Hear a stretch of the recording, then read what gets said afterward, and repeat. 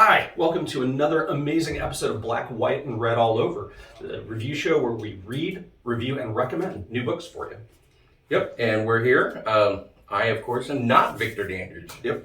But we still went through and picked up some good books this week, and we're going to break them down for you coming up.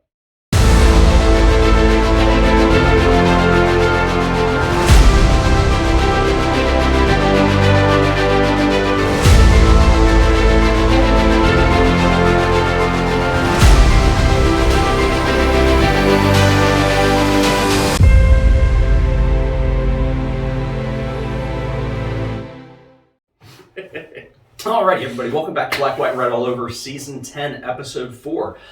These books coming up first are the Goodreads that we, Jeremy and myself, think we should be checking out this week. Yep, so if you've got a few extra dollars aside from the definite you're picking up, these are definitely ones you should consider. Mm-hmm. So as we mentioned in the intro, Vic's not here this week, unfortunately. Yep. He couldn't make it, so I had to come from that side of the camera and fill in, so you have to excuse my lack of finesse in comic book history. So Ryan's going to do a lot of the heavy lifting, but I'll give some insight. Yeah, well, definitely, it's going to be a great episode, Jeremy. I apologize. The reason for all the delay and everything is my wife and two of my kids went to the Killers concert last night in Columbus, Ohio. Killers, when I found out, was not an Iron Maiden tribute band. I locked them out. So we're a little bit behind schedule. I apologize for that. So, this week, the Goodreads. There's one that we chose as the same that we really enjoyed. You want to start with that one? We get two. Oh, two, that's right, yeah. And then we each have our original. So let's do our original ones first. Now, you're not the only person to give a pretty good review of this one to me. So much talk about Neighbors. So yes, this is Boom Studios' The Neighbors, issue 1. This is by Jude Ellison Doyle, Letizia Catanici, and Alessandro Santoro. Very mixed on it. Okay. To give a non-spoiler summary, there's a family that has its own secrets that has moved into a new neighborhood that is very welcoming, okay, but in a creepy manner. Oh. An overly creepy manner. Oh. And they start to notice right on that there are some things that just aren't quite right about their neighbors. Yeah.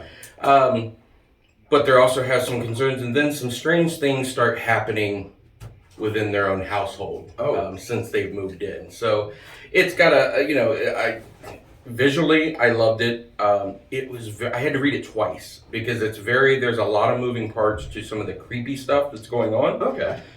In particular, there's a focus on a 2-year-old girl that has a fascination with eating small animals. Just gonna leave it at that. And to everyone else involved, it's totally normal. But she just says that's what she wants and that's why. And everybody's okay with it. But I wasn't. Not okay with. If there's anything that bothers me, it's creepy children. And this kid is creepy. Yeah. This kid alone does has the creep level all the way up. So it's one of those that I'm not 100% hooked, but I'm curious as to where they're going because there's no clear direction, but it's high up on the creepy factor, and I'll check out issue 2. See where they're going with it. Very cool. All right, for my solo one this week, be Superman #2, DC Comics. Williamson and Campbell are the two top build creators on it, and this is part of the DC Dawn of DC, kind of like soft reboot, kind of like a reimagining of how the direction the characters should go. And in this one, picking up from the previous issue, Parasite, one of Superman's most iconic villains, who basically just absorbs energy. Doesn't matter what kind of energy. He can even absorb the solar energy that's trapped inside Superman, has been cloned. And there's a whole gang of them running around Metropolis.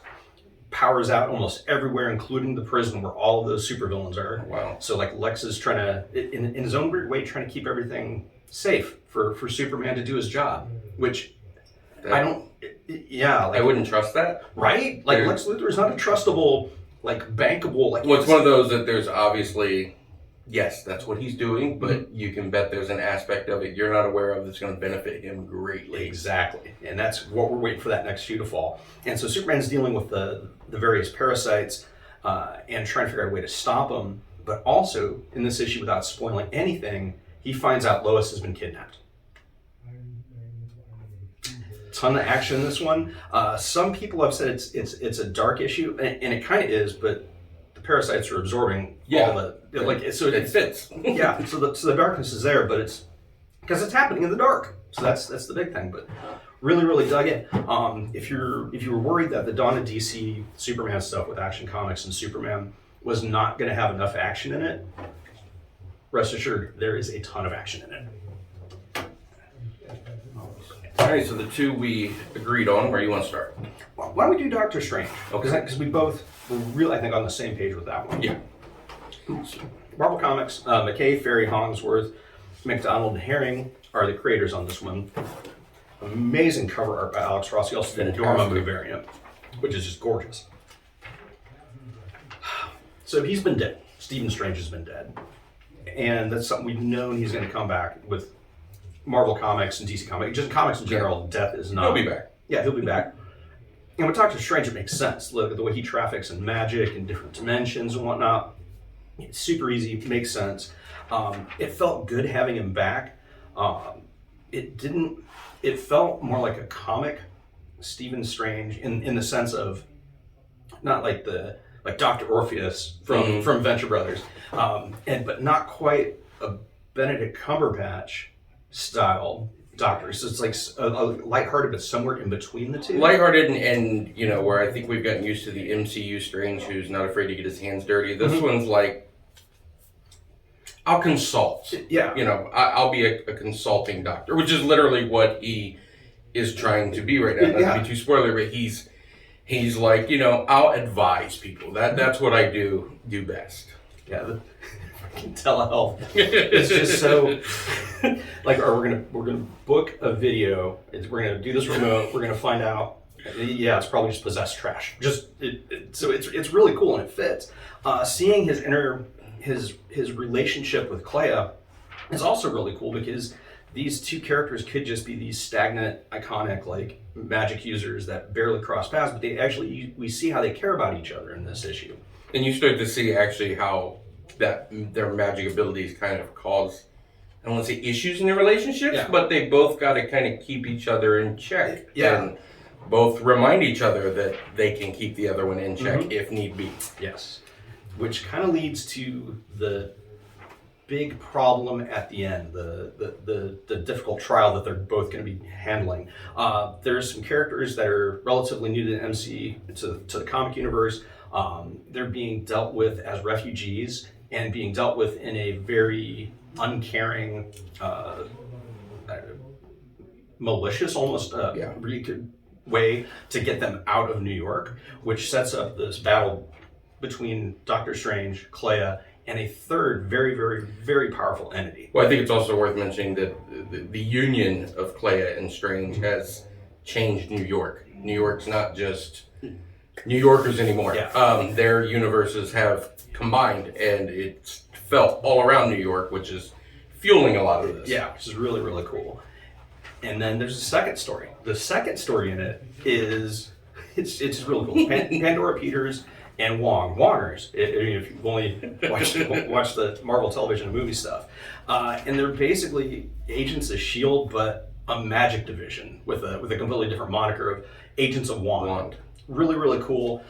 It's got like a real Grant Morrison-y, if you can use that word, kind of vibe to it, where there's this character who's into magic. He's into expanding consciousness, not just with magic, but with hallucinogens.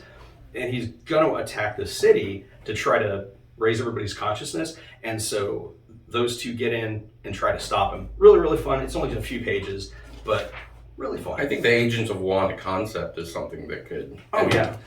Wong in particular has become super popular since, the MCU. So, I'm glad to see him get, his own place for him to do his own standout and do something notable. Last, Pop Scars from Sumerian. All hail Sumerian. All hail Sumerian. I had no idea going into this what this book was going to be about, except for a real short blurb that I ordered off of, and the cover. The cover 100% got me. It's got these bright Miami Vice style colors to it. There's a character on the front that is dressed for a job that involves a pole and dancing, but has a ski mask. It's coming equipped to do more than with some form of a homemade axe with barbed wire and some spikes, and I don't think there's going to be a lot of dancing. Yeah, so I said yes. I'll read this Absolutely. book. So we find out right out of the gates that the character on the cover is the daughter of someone who's a major producer in Hollywood. They've done a string of, her father's done a string of horror movies that have both been like Grindhouse B and like A, like over the top stuff. It's like a cult. It's a cult classic. Yeah. It was considered a cult classic when it came out. But her father is also a bastich of the highest order and ends up figuring out a way to screw his partner out of having any participation in any future monies, any future productions with these characters. His partner, who seemed to be the one to do all the heavy lifting. Like it was, the guy brought him along for the ride because of his help, but then he wanted to take everything, and turns out he's not just a shady bastard professionally, he is personally too, which has caused him to have... Yeah, because that interplay with his daughter really sets this story in motion. So you've got characters that are out for blood, that they want revenge, for business dealings, for personal dealings, and one of the great things I think about this, one of the people that wants revenge is that it's the co-producer. If you're not able to infer that the two producers are at odds with each other, I apologize. And they bring a very cinematic view to it. Like, it isn't just we're gonna shoot you or we're gonna steal from you. He has some kind of plan with story beats. Like he's making a movie. He's methodically taking... Yeah. His plan for revenge is more than one act, I guess is the way to look at it. It's not as simple as making him pay. No, he's going to methodically pick this guy apart piece by piece and make it last. Yeah, get his money's worth out of it. So it's like this really cool real-world revenge thriller story that I can't wait to see where it goes. And it's Sumerian, so they just let their creators play, and I'm all for that. So what do we have total here for these three? 13? Yep, 13. Yep, I got the same. $13 if you got an extra 13. These three, definitely something you should pick up this week. And then after the break here, we're going to find out what you must read this week. So absolutely. We'll be right back.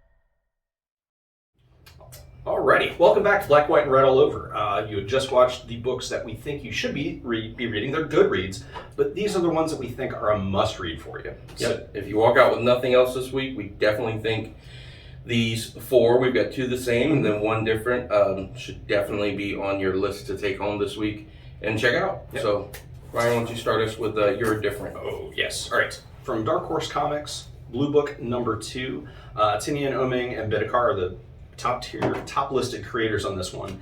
It has the art style, it's Oming. And it's got this art style that's really reminiscent of Powers. It has a really truncated color palette, blues, blacks, whites, and grays, which gives it this real mythic sort of vibe to it. So anyways, Blue Book, if you're not familiar with, was a program done by the US government in the 50s and 60s to try to explain all unknown aerial phenomenon. It's like, oh, it's not aliens, it's swamp gas, it's it's whatever. Weather balloons. Yeah, and one of the people, and they have not popped up in here yet, but I can't wait, is J. Allen Hynek, who was a professor at The Ohio State University, where he was brought in to give the scientific credence, and he ended up thinking by the end, like, no, there's some real UFO stuff going on. And this is some of the stories from it. This is the Betty and Barney Hill story, where they were some of the first people recorded as kidnapped by extraterrestrials for experimentation. And this is them dealing with it the next day, trying to make sense of it. Like, did this really happen to us? Are we dreaming? If it did happen to us, do we even talk about it? Like, it's going to sound like we're crazy. Like we're just crazy. Like, why would that happen? But they're starting to find people that are willing to listen. So the first story is because there's two stories in each of the issues. And the first story, and this one is the continuation of their story of trying to figure out, how do we communicate about this? How do we do something to potentially protect people in the future from it happening? The second story is the story of these two green children. It's this really weird thing in Old England where people thought they were fae folk. One of them ends up dying. Really cool, like cryptid stories that you might not be familiar with, but they're really cool. So if you're into ancient aliens or UFO hunters or anything like that, Monster Quest, this is a book for you. I highly, highly recommend. Also with Dark Horse Comics, I took on Clear #1. This is by Scott Snyder, Francis Manapul. This is breaking down to be a futuristic murder investigation. Basically, give you summary. So it's well into the future, and people have started getting computers implanted in them to where they can see the world however they want to see. Yeah. So if you want to live in, a 1920s black and white noir world, you can get that chip implanted, and that's what you see the world around you. If you want to live in anime, if you want to live in a horror film, you can do that. But there's also, obviously, while there's official ones you can do, there's also an underground dark trade of unofficial ones and illegal ones that people can. Yeah. At the same time, when everybody's living in these fake worlds, the world around them is going to hell. And there are some people, including our main character, who's a detective, who choose to see the world as it is. They don't deal with those, so they see the world as dark and dreary as it is, but everybody else sees it through their own tinted glasses that they want. Well, he's trying to solve a murder of someone close to him in that world. So, of course, everybody he's going to interact with has a different view of the world, what they've seen. Their takes on what they've seen are going to be drastically different because they might see it as a cartoon, they might see it as a horror film and say, no, zombies attacked her or whatever. Oh, wow. So it's him trying to get through this world, because he's definitely in the minority, because he looks at it as it really is in a world filled with people who want to see it differently. Interesting. So very interesting concept. I love the way it's drawn too, because there are some scenes.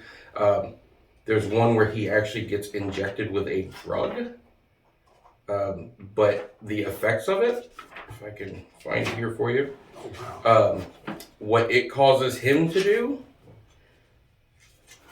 here it is. He no longer,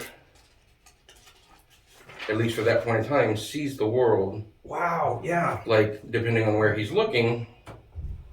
Wow, Francis's art is the art is really well done in here because of the varying styles. Yeah. And you see the different, you're looking at the same image, but different perspectives, I guess you could say, of the same image.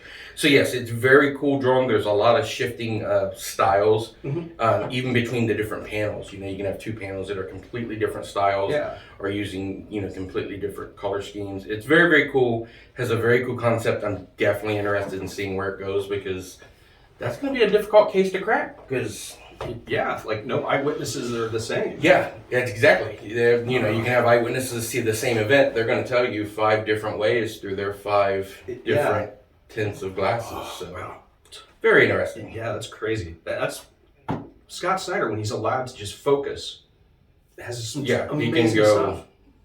Some crazy ideas, and it's well executed so far in that one. Very cool. Very cool. All right, next up from DC Comics, we've got DCeased, War of the Undead Gods #7. Tom Taylor, Trevor Harrison, Lucas Meyer, Andy Lanning, Rain Barreto.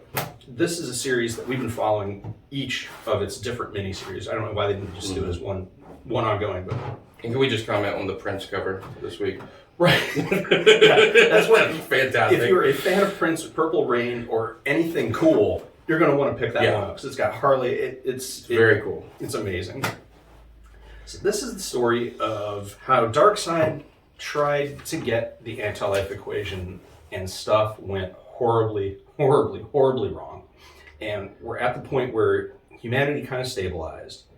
The rest of the universe has been ravaged by this sort of zombie virus. It's like if you took the rage zombies from 28 Days Later, but made them servants of Darkseid, that'd be kind of what you're dealing with. And gave them superpowers. Yeah, because when these people get zombified, they still retain every power that they had. Mm-hmm. And they retain their cognizance and intelligence, but they're focused purely on spreading either death or making you join the anti-life. Yeah.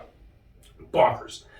So, as Tom has taken us through this journey, we're down to the point that there's very few people left from the DC universe that we know and love. There's been a couple Earth-like planets that have been colonized, but the virus, including Darkseid and the New Gods, have found where the humans are.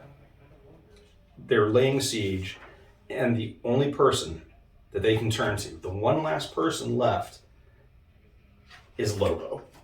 If you don't know who Lobo is, just do a quick Google search. He is the person Jason Momoa was born to play in the DC Extended Universe, and we're hoping that ends up happening. And he'll help you, but he's going to do it his way. Yeah. And his way is just beautiful. It's just nothing, no social norms understood or cared about. And it's just this story is just so epic. It's when you get to the New Gods level, you get to planets, you get the cosmos. So I've been behind on this. Mm-hmm. When did this happen? That happened in issue 6. Okay, because that's an interesting concept that, especially based on what he had to do earlier in DCeased. Mm-hmm. Don't want to spoil it. So going way back, I guess it's not spoiler because it's been done a long time ago. But one of the first victims of all this was Bruce Wayne. But he did not want to turn, so he had requested Alfred that if it comes to the point in time where I was turned, please take me out. And Alfred had to do that. Yeah. You basically had to kill his own son before his son fully turned. And it changed him. Yeah. It changed Alfred quite a bit. Yeah. Fundamentally. As fathers, I can't even imagine being in that situation to where I have to make that choice. I'd probably end up getting zombified because my kid absolutely would get me. But Alfred is a bad man when he has to be. Yeah. And he's bringing that point of view along in his new role. You actually got character combos like that. You have Darkseid as a member of the Yellow Lanterns. What could be more frightening than that? Yeah. So you've got all these different things at play, and the way that Tom toys with our emotions, he gives us crescendos of hope where the Justice League has finally put things together and they're going to be able to stop everything, and then you see the flaw in one of their plans and it just goes. And this is one of those things that at this issue, there's only one more issue left in it, and it ends with one of those hopeful crescendos. It starts off with a comedic moment and then gets you to this point where we're like, okay, let's do this. We're gonna roll. And I don't know if it's gonna end happy. Yeah. Again, much like with Lobo, he'll help you, but he's gonna do it his way. They're getting some more help, and it's somebody that's gonna do it their way. Right. Their way is probably not gonna be in line with what they hoped. Yeah. Sure, it may accomplish the overall goal. Yeah. But they're not coming. It's gonna come at a cost. I can't wait. So we're about a month out from that. Right, and for this one, our final book this week, and our book of the week, actually, The Magic Order from Image Miller World. Mark Miller, Ted Rowan is the two creators attached with colorist Giovanni Nero, letters by Clem Robbins. Can I just say I love this series? From the start, it has been just utterly amazing. Mm-hmm. And consistent, and they somehow managed to up the I don't even want to call it creepy factor, but there's some stuff in here that it's just like, it's not wow. Yeah, it's not cookie cutter bad guy origin. No, and that's what I dig, but also what I worry about because like dude, when someone of a particular profession has to be tortured to create art to be the process to truly get the most out of their profession, I'm looking at somebody and I'm questioning, like, so anyway. Yeah, do you need to talk? Yeah, Mark. It's So did you keep a journal? Oh. Did you? I hope not. Oh my gosh. That was. Oh, I need to create a fake one for my kid and then just like leave it to where should do it. Stays. But it's got to be online. It's got to be like a live journal, like an open public.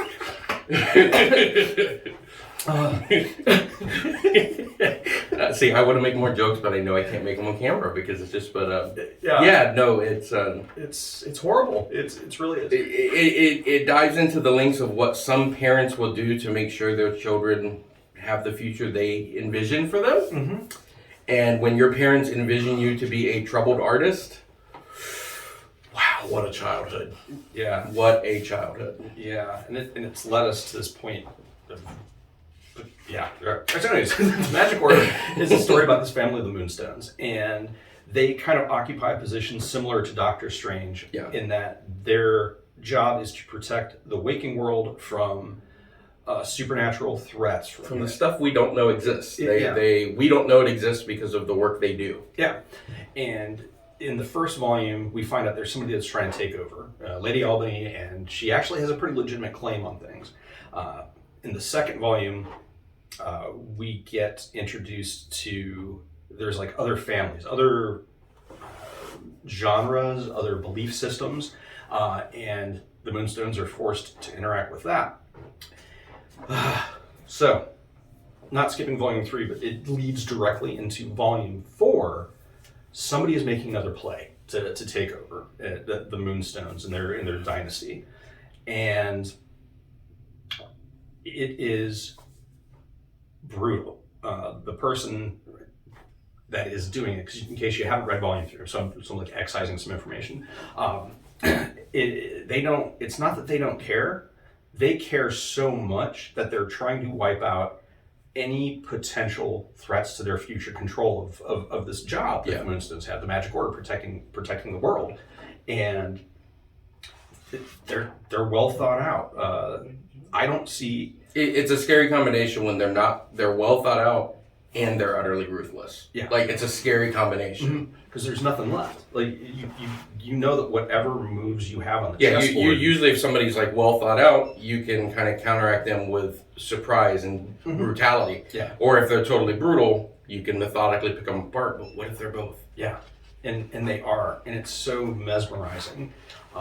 And like Jeremy was talking about, there's a character that we have followed since the first beginning part of it, and we're finally getting to see their background and how they became who they are, and it makes them even scarier. Which we previously looked at them and said, "Wow, how bad could it be that they got to this level?" And now we're going, "Okay, actually shocked they're not worse." Like based on some things we've seen. Yeah, they turned out pretty well overall. And that's and we're also, the chickens have come home to roost in terms of mistakes, the sins of the father. Literally, are coming back to haunt. It's kind of like everything's happening at once that are, they've now got yet another issue to deal with, one that they didn't expect to have to deal with, that quite frankly they never even thought about, never even considered it to be something they would have to worry about. I can't, maybe that's the only way that you can move forward is in that thought process, but they made a choice and everybody has just stopped thinking about it, and it's a choice that, losing something like that, how do you not think about that every day? How do you just push it off and until you're at this moment, they're like, oh crap. Oh yeah, I forgot I did that. Right. So that once again, we're editing stuff out so you won't get spoiled, because the two big reveals in this issue, awesome. And I think there's only 3 issues, because this is issue 3. I believe there's only 3 issues left in it. You're going to want to pick it up. Trade paperbacks are all available leading up to this volume. And man, it is good. God, it's like Doctor Strange and Sopranos. Yeah, that's a really good description. It's Doctor Strange from a darker perspective. Yeah. Like, magic isn't all beauty and sparkle, rainbows, and ta-da! No, there's a dark side of it that we don't realize exists. I mean, that's what they do. They protect us from that dark side, but man, that's getting harder and harder for them to keep that hidden and protect us from it. Yeah, it's good stuff. Yeah. So, I guess good's a word for it. Mm-hmm. Journals. Journaling. Yeah. Everybody should journal. My gosh. Yeah, that's that'll mess anybody up. Not only that, when your mother is the one who helps you talk through your journal entries. Yeah. Oh my god. And he was so open about it. Yeah. If you raise a kid, like, they would never know if that was just Oh, I should have raised my kids better. So yes, get your kids to write. Encourage art. Mm-hmm. Push. Jiminy Christmas. Alrighty, so those are our books that you should absolutely 100% read if you have the cash in pocket. Which what are we looking at this week? I think mine's like 13 or 14. So, yep. Yeah. So I'm 14. So you hit your local shop with $30-$40 in your pocket. You'll be able to pick up 6 books or so that are just absolutely going to make your week. And I hope this episode has helped make your week. We do this each week, usually with a different combination in front of and behind the camera. But yeah, Vic is working on his addiction to Parcheesi. I don't get it. It's odd. Like, I never expected it, but we support you, Vic. Yeah. Parcheesi. Vic Strong. So yeah, like, subscribe, hit that bell. That way you'll know every week when these come out. Usually it's every Wednesday morning, which is same day the books drop. So we're check us out on your way to the shop, or even in the shop. If you happen to be a shop owner, feel free to put us on. Yep, and feel free to share this on various social media platforms. Comment below with books that you either agree with or books that you think we missed this week. And we do interact and respond. So, thank you. Now I'm going to go put in my journal the wonderful morning I've had. Oh my gosh. Is B. Arthur spelled B-E-A? I gotta look that up.